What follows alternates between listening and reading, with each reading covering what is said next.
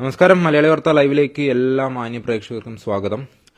Hema committee റിപ്പോർട്ടും അതിനെപ്പറ്റി ഉണ്ടായ വിവാദങ്ങളും ചൂടുപിടിച്ച് നിൽക്കുന്ന സമയത്ത് ഒരു വ്യത്യസ്ത ശബ്ദമായിട്ടാണ് മലയാളി വാർത്ത എന്ന് വന്നിരിക്കുന്നത്. എഴുത്തുകാരി, സംവിധായിക, അഭിനേത്രി, സാമൂഹ്യ പ്രവർത്തക, പിന്നെ സമൂഹത്തിൽ നടക്കുന്ന ഏതെങ്കിലും തിന്മകൾക്കെതിരെ ശബ്ദമുയർത്തുന്ന വ്യക്തിയും കൂടിയായ പ്രിയ ഷൈനാണ് നമ്മളോടൊപ്പം ചേരുന്നത്. മാം നമസ്കാരം. മാം, ഹേമ കമ്മിറ്റി റിപ്പോർട്ട് വന്നിരിക്കുകയാണ്. നിരവധി ആരോപണങ്ങളാണ്. താരരാജാക്കന്മാരുടെ പൊയ്മുഖങ്ങൾ അഴിഞ്ഞു വീഴുകയാണ്. ഈ സമയത്ത് എന്താണ് മാമിന് പറയാനുള്ളത്? താരരാജാക്കന്മാരുടെ പൊയ്മുഖങ്ങൾ അഴിഞ്ഞു വീഴുന്നു എന്നതിനേക്കാൾ ഉപരി ഈ പീഡനം എന്ന് പറയുന്നത് പണ്ടു മുതലേ, സിനിമയുണ്ടായിരുന്ന കാലം മുതലേ ഈ പീഡനം ഉണ്ടായിരുന്നു. ഒന്ന്, സിനിമാ മേഖലയിൽ മാത്രമല്ല പീഡനം ഉള്ളത്, എല്ലാ കർമ്മ മേഖലകളിലും പീഡനങ്ങൾ നടക്കുന്നുണ്ട്. പക്ഷെ അതൊന്നും പുറത്തറിയുന്നില്ല എന്നതാണ് അതിൻ്റെ അകത്തെ നഗ്ന സത്യം. ഓരോ സ്ത്രീയുടെയും സുരക്ഷ ഇരിക്കുന്നത് അവളുടെ കൈകളിലാണ്. ശരീരം, വസ്ത്രധാരണം, അതുപോലെ തന്നെ നമ്മുടെ ആറ്റിറ്റ്യൂഡ്, ഇതൊക്കെയാണ് നമ്മൾ സമൂഹ മധ്യത്തിൽ അല്ലെങ്കിൽ നമ്മൾ മറ്റൊരാൾ അല്ലെങ്കിൽ പുരുഷൻ നമുക്ക് തരുന്ന ആദരവ്. അത് ഒരു പരിധിവരെ ഈ വസ്ത്രധാരണവും അതുപോലെ തന്നെ അവരവരുടെ ശരീരത്തെ സൂക്ഷിക്കാനുള്ള ഒരു ചങ്കുറപ്പും ആറ്റിറ്റ്യൂഡും ഒക്കെ ഒന്ന് ദൃഢപ്പെടുത്തിയാൽ ഈ വക പീഡനങ്ങൾ ഒരു പരിധിവരെ നമുക്ക് നിയന്ത്രിക്കാനാവും. വസ്ത്രധാരണം നിയന്ത്രിക്കുന്നതിലൂടെ എങ്ങനെയാണ് പീഡനം തടയാൻ പറ്റുമെന്നാണ് മാം പറയുന്നത്? വസ്ത്രധാരണത്തെക്കുറിച്ച് എന്തെങ്കിലും പറയുമ്പം ഒരുപാട് പേര് പറയും അവരവരുടെ വ്യക്തി സ്വാതന്ത്ര്യമാണ് വസ്ത്രധാരണമെന്ന്. ആ വ്യക്തി സ്വാതന്ത്ര്യം നിമ്നോന്നത ഭാഗങ്ങൾ പബ്ലിക്കിൽ പ്രദർശിപ്പിച്ചുകൊണ്ട് നമ്മൾ സ്ത്രീകൾ നടക്കുമ്പോൾ ഒരു പുരുഷൻ അതിൽ ഇതാകും, എന്താ പറയാ, അതിലേക്ക് അട്രാക്ട് ചെയ്യും. അത് ഒരു എന്താ പറയാ, പ്രകൃതിയുടെ ഒരു ഇതാണ് ഇല്ലേ. ഒരു സ്ത്രീ പാതി നഗ്നയായി പിന്നെ സമൂഹ മധ്യത്തിലൂടെ നടന്നു പോകുമ്പോൾ പെണ്ണുങ്ങൾ ഉൾപ്പെടെ ആ സ്ത്രീ ശരീരത്തെ നോക്കാറുണ്ട്. അപ്പൊ അത് പുരുഷന് നോക്കാൻ പാടില്ല. അവിടെ പീഡനങ്ങൾ ഉണ്ട് എന്നത് വളരെ സത്യമായ കാര്യമല്ലേ. അപ്പോ ആ വസ്ത്രധാരണം ഒരു പരിധി വരെ പീഡനങ്ങൾക്ക് ഇടയാക്കുന്നുണ്ട്. അപ്പോൾ ഇങ്ങനൊരു നിലപാട്, ഇപ്പൊ എല്ലാവരും സ്ത്രീകൾക്കൊപ്പം നിൽക്കുമ്പോൾ ഇങ്ങനെ ഒരു വ്യത്യസ്ത നിലപാടെടുക്കാനുള്ള കാരണം എന്താണ്? വ്യത്യസ്ത നിലപാടെന്നുള്ളതല്ല, നിങ്ങൾ സ്ത്രീകൾ പീഡിപ്പിക്കുന്നത് മാത്രമേ നിങ്ങൾ കാണുന്നുള്ളൂ. ഒരുപാട് പുരുഷന്മാര് ഇന്നത്തെ കാലഘട്ടത്തില് പീഡിപ്പിക്കപ്പെടുന്നുണ്ട്. അത് കൊച്ചുകുട്ടികളായ ആൺകുട്ടികളാണ് കൂടുതൽ ഇന്ന് പീഡനത്തിന് ഇരയാകുന്നത്. എന്തുകൊണ്ട് നിങ്ങൾ ചാനലുകാര് അതൊന്നും പുറത്തു കൊണ്ടുവരുന്നില്ല? അതുപോലെ തന്നെ സ്ത്രീയും പുരുഷനും പോലെ തന്നെ ഒരു വിഭാഗമാണ് ട്രാൻസ്ജെൻഡേഴ്സ്. എത്രയോ ട്രാൻസ്ജെൻഡേഴ്സ് പിന്നെ വളരെ മൃഗീയമായി പീഡിപ്പിക്കപ്പെടുന്നുണ്ട് എന്ന്. അതെല്ലാം ഒരു എന്താ പറയാ, നമ്മുടെ മനസ്സിനെ വളരെയധികം വേദനിപ്പിക്കുന്നതാണ്. അത് ഇന്ന ഒരു വിഭാഗത്തിന് മാത്രമല്ല പീഡനമുള്ളത്, സ്ത്രീക്ക് മാത്രമല്ല പീഡനമുള്ളത്, സ്ത്രീക്ക് ഉള്ളതുപോലെ തന്നെ പുരുഷന്മാരും പീഡിപ്പിക്കപ്പെടുന്നുണ്ട്. പുരുഷന്മാർ ഏതൊക്കെ രീതിയിലാണ് പീഡിപ്പിക്കപ്പെടുന്നതെന്നാണ് മാമിന് പറയാനുള്ളത്? പുരുഷന്മാര് പീഡിപ്പിക്കപ്പെടുന്ന കൊച്ചുകുട്ടികൾ, ഇപ്പൊ ഡാൻസ് ഒക്കെ ചെയ്യുന്ന കുട്ടികളും അതുപോലെ ഒരു കലയുമായി ബന്ധപ്പെട്ട കുട്ടികൾ ഈ സിനിമാ ഫീൽഡിലേക്ക് വന്നു കഴിയുമ്പോൾ സിനിമയിലുള്ള ആൾക്കാർ അവരെ മൃഗീയമായി പീഡിപ്പിച്ച ഒരുപാട് കാര്യങ്ങൾ ഉണ്ട്. പേഴ്സണലി അറിയാമോ? എന്നോട് ഒരു 1-2 മാതാപിതാക്കള് എന്റെ അടുത്ത് ഇങ്ങനെ ആക്സിഡന്റലി ഞാനിങ്ങനെ ബസ് യാത്ര ചെയ്തപ്പോൾ അവരിങ്ങനെ യാത്രാ മധ്യേല് ഇങ്ങനെ സംസാരിച്ചപ്പോഴത്തേക്കും അവരെന്റെ അടുത്ത് പറഞ്ഞതാണ്, സിനിമ നമുക്ക് പറ്റിയ മേഖലയല്ല മാഡം, എന്റെ കുഞ്ഞിനിങ്ങനെ ഒരു അവസ്ഥയുണ്ടായി എന്ന് എന്നോട് പറഞ്ഞിട്ടുണ്ട്. ഇപ്പോൾ സംവിധായകൻ രഞ്ജിത്തിനെതിരെ ഒരു യുവാവ് ഇന്നലെയാണ് ഒരു പീഡന ആരോപണമായിട്ട് വന്നിരിക്കുന്നത്. ബാബുട്ടിയുടെ നാമത്തിന്റെ സെറ്റിൽ വന്ന ഈ യുവാവിനെ രഞ്ജിത്ത് ലൈംഗികമായി ഉപയോഗിച്ചു എന്നാണ് പറഞ്ഞിരിക്കുന്നത്. അപ്പോൾ ഇപ്പോൾ മാം പറഞ്ഞ കാര്യമായിട്ട് ഇത് ചേർത്ത് വെക്കുമ്പോൾ ഇതിന്റെ വ്യാപ്തി വ്യക്തമാവുകയല്ലേ ചെയ്യുന്നത്? വ്യാപ്തി വ്യക്തമാവുകയാണ് ചെയ്യുന്നത്. പീഡനം എന്ന് പറയുന്നത് ഞാൻ ഇപ്പോഴും പറയുന്നുണ്ട്, ഒരു സ്ത്രീ പീഡിപ്പിക്കപ്പെട്ടാലും ഒരു പുരുഷൻ പീഡിപ്പിക്കപ്പെട്ടാലും ഒരു ട്രാൻസ്ജെൻഡർ പീഡിപ്പിക്കപ്പെട്ടാലും അത് പീഡനം തന്നെയാണ്.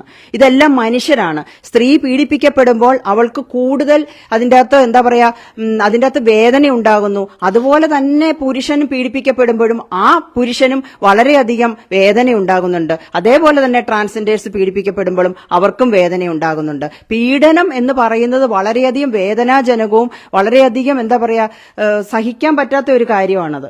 അപ്പൊ അത് നിങ്ങൾ ആ പുരുഷന്മാര് പീഡിപ്പിക്കപ്പെടുന്നതും കൂടെ ഇതോടൊപ്പം തന്നെ കൊണ്ടുവരണമെന്ന് ശക്തമായി ഞാൻ പറയുകയാണ്. ഈ പീഡനം എന്ന് പറയുന്നത് ശാരീരിക ആക്രമണത്തെക്കാൾ കൂടുതൽ മാനസിക ആക്രമണങ്ങൾ ഉണ്ടാവാറുണ്ട്. ഈ മാനസിക ആക്രമണങ്ങളെ പറ്റിയിട്ടുള്ള അവബോധം നമ്മുടെ സമൂഹത്തിനുണ്ടെന്ന് മാം ചിന്തിക്കുന്നുണ്ടോ? മാനസിക പീഡനങ്ങള് ശാരീരിക പീഡനത്തെക്കാട്ടിലും ഭയങ്കരമായിട്ടുള്ള ഒന്നാണ് മാനസിക പീഡനം. മാനസികമായി സ്ത്രീയെ പീഡിപ്പിക്കുന്ന പുരുഷന്മാർ അനവധിയുണ്ട്. അതുപോലെ തന്നെ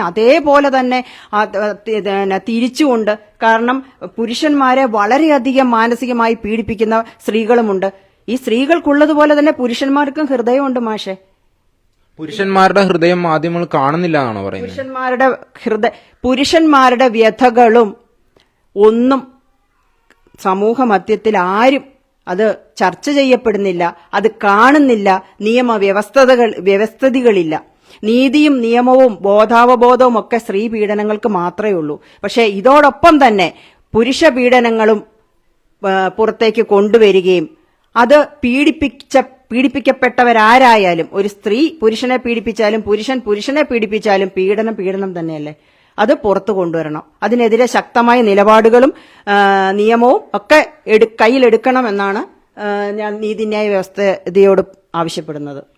ഈ വെളിപ്പെടുത്തലുകൾ വരുമ്പോൾ തന്നെ ഈ എല്ലാ വെളിപ്പെടുത്തലുകളും 100% ശരിയാണ് എന്ന് നമുക്ക് പറയാൻ പറ്റില്ല. കാരണം നമ്മുടെ പിൻകാല അനുഭവങ്ങൾ അതിനെ സാക്ഷ്യമാണ്. അപ്പോൾ അതും ഒരു പീഡനമല്ലേ? ഇപ്പോൾ കുറെ കാലം ഒരു വ്യാജ ആരോപണത്തിന്റെ പേരിൽ സമൂഹത്തിന്റെ മുന്നിൽ അപമാനിതനായി നിൽക്കുന്നതെന്ന് പറയുന്നത് ഒരു പീഡനമല്ലേ? ആ പീഡനത്തിനെ എങ്ങനെയാണ് മാം നോക്കിക്കാണുന്നത്? അതിനൊരു ഉദാഹരണ സഹിതം വ്യക്തമാക്കാം. അതായത് നമ്മളൊക്കെ പത്രവാർത്ത കണ്ടതാണ്, ഒരു പോക്സോ കേസ് ചുമത്തി ഒരു പയ്യനെ 3 മാസം ജയിലിലിട്ടത്. അത് ശരിക്കും പറഞ്ഞ ആ കുട്ടി ചൂണ്ടിക്കാണിച്ചു, ഇയാളാണ് എന്നെ പീഡിപ്പിച്ച് ഗർഭിണിയാക്കിയതെന്ന് പറഞ്ഞു. ശരിക്കും ആ പയ്യൻ നിരപരാധിയായിരുന്നു എന്നറിയുന്നത് 3 മാസം ആ പയ്യൻ ജയിലിൽ കിടന്നതിന് ശേഷം ഇവളുടെ കാമുകനാണ് ഇവളെ പ്രഗ്നന്റ് ആക്കിയത് എന്ന നിയമത്തിന്റെ മുമ്പിൽ തെളിഞ്ഞപ്പോഴാണ്. അപ്പോഴാ പയ്യന്റെ മാനത്തിന് ആര് വില പറയും? മാഷെ പറയൂ.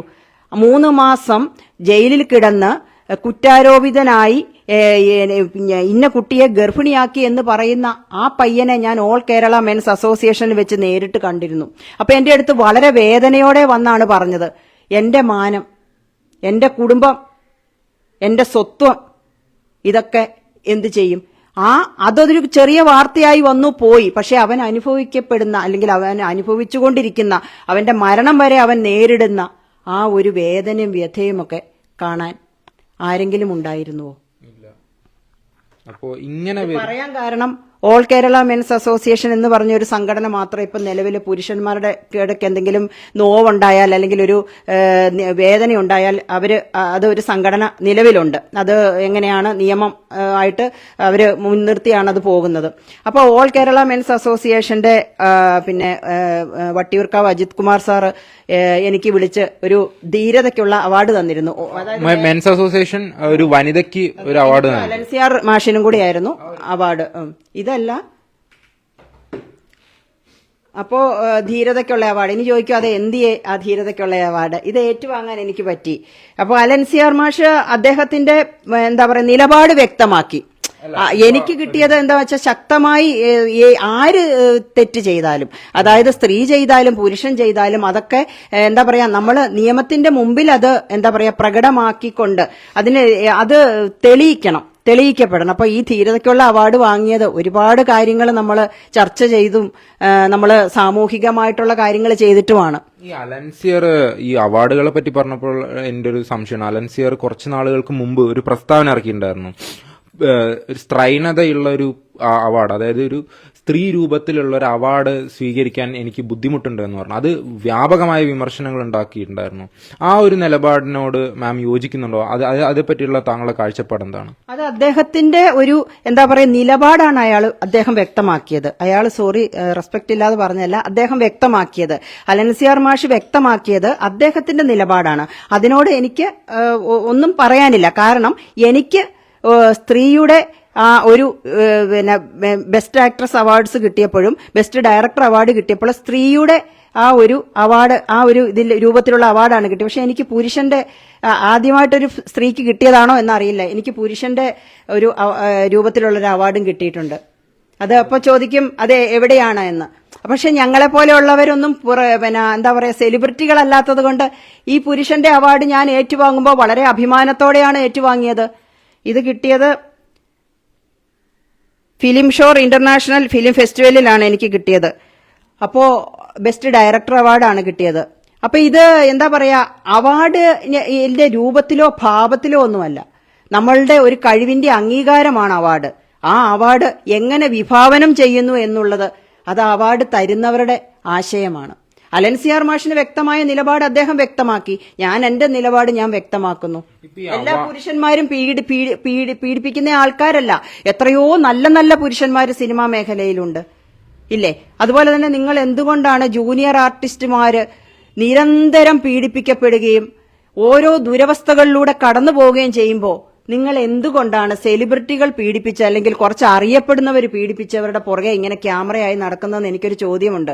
എത്രയോ ജൂനിയർ ആർട്ടിസ്റ്റുകൾ ഓരോ പിന്നെ മനുഷ്യരുടെ അല്ലെങ്കിൽ ഓരോ വ്യക്തികളുടെയും അതിലൂടെ പീഡനങ്ങളിലൂടെ കടന്നുപോയി. അല്ല, ഇപ്പോ വന്ന വാർത്തകളിൽ നിരവധി ജൂനിയർ ആർട്ടിസ്റ്റുകളുണ്ട്. നമ്മൾ പേര് പറയുന്നില്ല, കാരണം അവരെല്ലാം ഇരകളാണ്. പരാതി മൂവ് ചെയ്തുകൊണ്ട് നിയമപരമായ തടസ്സമുണ്ട്. അപ്പോൾ അവരെല്ലാം ജൂനിയർ ആർട്ടിസ്റ്റ്. അപ്പോൾ അവരുടെ വിഷമങ്ങളും അവരുടെ ദുരനുഭവങ്ങളും നമ്മൾ വാർത്തയാക്കുന്നുണ്ട്. അപ്പോൾ ജൂനിയർ ആർട്ടിസ്റ്റുകളെ നമ്മൾ പരിഗണിക്കുന്നില്ല എന്നുള്ള ഒരു വാദം തെറ്റാണെന്നാണ് ഞാൻ പറയുന്നത്. ജൂനിയർ ആർട്ടിസ്റ്റുകളെ പരിഗണിക്കാൻ തുടങ്ങിയത് ഈ ഒരു അവസ്ഥയിലൂടെയല്ലേ ഇവര് അതല്ലേ സത്യം. അതായത് ഇതിനു മുമ്പ് ജൂനിയർ ആർട്ടിസ്റ്റിനെ നിങ്ങൾ പരിഗണിച്ചിട്ടാണ് ഇപ്പൊ പറയുന്ന ലേഡികൾ അല്ലെങ്കിൽ സ്ത്രീകൾ പറയുന്നത് കേട്ടതെങ്കിൽ അതിനൊരു ഇതുണ്ടായിരുന്നു. ഇത് അങ്ങനെയല്ല, ഇവര് പറയുന്നത് കേട്ടിട്ടാണ് പാവപ്പെട്ട ജൂനിയർ ആർട്ടിസ്റ്റിന്റെ നിങ്ങൾ അത് അവരുടെ കാര്യങ്ങളും കൂടെ പറയാനുള്ള നിലപാട് നിങ്ങളിലുണ്ടായത്. അതല്ല ശരിക്കും സത്യം.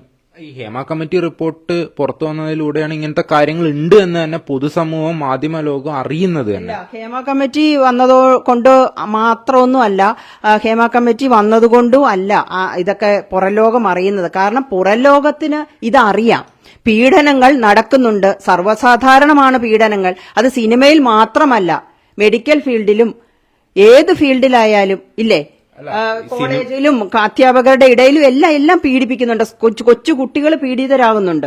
അത് ആണ് പെണ്ണ് വ്യത്യാസമില്ലാതെയാണ് പീഡിപ്പിക്കപ്പെടുന്നത് ഇല്ലേ? കൊച്ചു ആൺകുട്ടികളെ പീഡിപ്പിച്ചിട്ട് അവരുടെ ലൈംഗികമായിട്ടുള്ള ആ പിന്നെ അവയവത്തിന് പോലും വളരെയധികം പിന്നെ വേദനാജനകമായ രീതിയിൽ ഹോസ്പിറ്റലുകളിൽ കൊണ്ടുപോയ ഒരുപാട് കേസുകളുണ്ട്.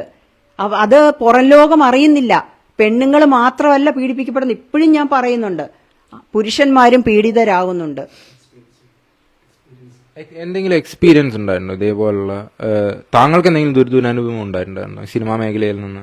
ഇല്ല, എനിക്ക് ദുരനുഭവങ്ങൾ ഇതുവരെ ഉണ്ടായിട്ടില്ല. കാരണം ഞാനൊരു ഡയറക്ടർ എന്ന രീതിയിലാണ് ഏതൊരു വ്യക്തിയോടും നമ്മൾ ഇടപെടുന്ന അത്ര സ്ട്രോങ് ആയിട്ടാണ് നമ്മൾ ഇടപെടുന്നത്. അതായത് ഒരു ആറ്റിറ്റ്യൂഡ്, അതായത് നമ്മളിപ്പോ ഒരാളെ കണ്ടു, നമസ്തേ പറഞ്ഞു, പിന്നെ നമ്മൾ എന്താ പറയാ പിന്നെ ഞാൻ ചെയ്ത 2 പടവും എന്റെ ഹസ്ബൻഡും മോനുമാണ് അതിൻ്റെ അകത്ത് പിന്നെ എന്താ പറയാ മുഖ്യ എല്ലാം മോനാണ് ഡയറക്റ്റ് ചെയ്തേക്കുന്നത്. പിന്നെ അപ്പോൾ ഹസ്ബൻഡ് നിരന്തരം കൂടെയുണ്ട്. അപ്പൊ അങ്ങനെ ഒരു ആർക്കും അങ്ങനെ ഒരു നമ്മളെ അപ്രോച്ച് ചെയ്യാനുള്ള ഒരു ഇത് ഉണ്ടായിട്ടില്ല.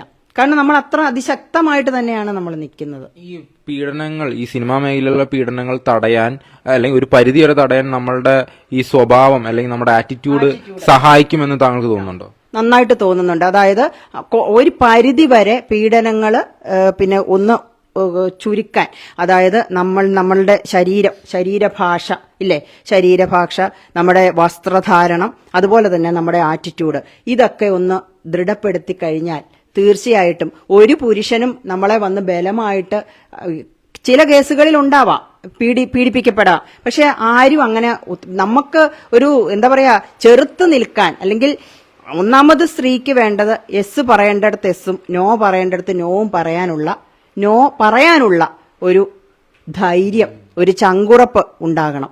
ഈ നോ പറഞ്ഞ ശേഷവും വീണ്ടും വീണ്ടും അവരെ നിർബന്ധപൂർവം കയറി പിടിക്കുന്ന സംഭവങ്ങളൊക്കെയാണ് ഇപ്പോൾ പുറത്തു വരുന്നത്. അങ്ങനത്തെ സംഭവങ്ങൾ ഉണ്ടായാൽ, അങ്ങനത്തെ സാഹചര്യങ്ങളിൽ സ്ത്രീകൾ എന്ത് ചെയ്യണം എന്നാണ് താങ്കൾ പറയുന്നത്? സ്വയരക്ഷയ്ക്കുള്ള ഒരു മുൻകരുതൽ നമ്മൾ എടുക്കണം. കാരണം പേരൻസിന്റെ കൂടെ പിന്നെ പേരൻസിന്റെ കൂടെ കഴിയുന്ന, അതിൽ അമ്മ കിടപ്പറ പങ്കിടാനായിട്ട് പോകുന്ന കേസല്ല ഞാൻ പറഞ്ഞത്. പേരൻസ് കുട്ടികളെ, അല്ലെങ്കിൽ ഒരു യുവതിയാണെങ്കിൽ അവരുടെ കൂടെ പേരൻസ് ഉണ്ടെങ്കിൽ ഒരു പരിധിവരെ ഇതൊക്കെ ഇല്ലാതെയാക്കാൻ പറ്റും, ഇല്ലേ? നമ്മുടെ ഒരു കൂടത്തിൽ ഒരാളുണ്ടെങ്കിൽ. പിന്നെ ഈ പറഞ്ഞതുപോലെ സുരക്ഷ, ആ സുരക്ഷ ഇരിക്കുന്നത് സ്ത്രീകളുടെ കയ്യിൽ തന്നെയാണ്. പിന്നെ അതുപോലെ തന്നെ പീഡനം നേരിട്ടാല് കാലങ്ങൾ കഴിഞ്ഞിട്ടല്ല വിളിച്ചു പറയേണ്ടത്.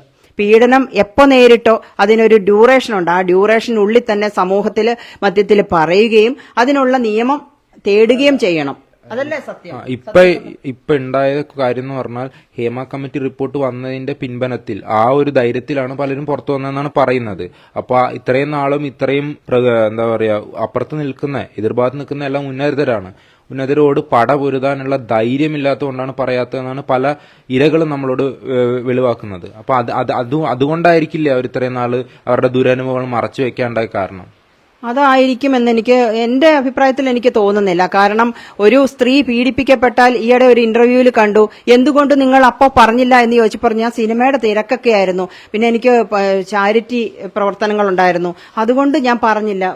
ഒരാള് ലൈംഗികപരമായി പീഡിപ്പിക്കപ്പെട്ടാൽ സിനിമയുടെ തിരക്കുകളും ചാരിറ്റിയും ഒക്കെയാണോ മുഖ്യം? ഒരിക്കലല്ല. അവരവരുടെ ആ ഒരു അന്ന് പറഞ്ഞിരുന്നുവെങ്കിൽ ഒരു പരിധിവരെ ഇല്ലേ ഇതിനൊക്കെ ഒരു അത് തന്നെ. അതുപോലെ തന്നെ വേറെ ഒരു ഭയങ്കരമായിട്ടുള്ള ഒരു കാര്യമുണ്ട്. നമ്മളിപ്പോ ഒരാളുടെ കൂടെ അവിടെ പോയി അയാളുടെ കൂടെ കിടപ്പറ പങ്കിട്ട കുറെ പിന്നെ സ്ത്രീകള്, ആ സ്ത്രീകള് ഒരു കുറേ കാലങ്ങളോളം അദ്ദേഹത്തിന്റെ സിനിമയിൽ അഭിനയിക്കാമെന്ന് കരുതും. അങ്ങനെ കരുതിയിട്ട് പിന്നെ റോള് കിട്ടാതാകുമ്പോ അദ്ദേഹത്തെ കുറ്റപ്പെടുത്തിക്കൊണ്ട് വരുന്ന ആ ഒരു പ്രവണത തീർത്തും നീചമായ ഒരിതാണ്. കാരണം രണ്ടുപേരുടെയും ഇഷ്ടപ്രകാരമാണ് അവർ ലൈംഗിക ബന്ധത്തിൽ ഏർപ്പെട്ടിരിക്കുന്നത്. ആ ഒരു കാര്യത്തിൽ വിവാഹ വാഗ്ദാനം നൽകി പീഡിപ്പിക്കുക എന്ന് പറയുന്നത് ഭാരതീയ ന്യായ സംഹിത പ്രകാരം ഉൾപ്പെടെ, ഇപ്പൊ ഏറ്റവും പുതിയതായി നിയമപരിഷ്കൃതം വന്നാണ് ഭാരതീയ ന്യായ സംഹിത, അതിൽ ഉൾപ്പെടെ അതൊരു കുറ്റകരമായിരിക്കെ അത് ചെയ്യുന്നത് പുരുഷനും തെറ്റുകാരനല്ലേ?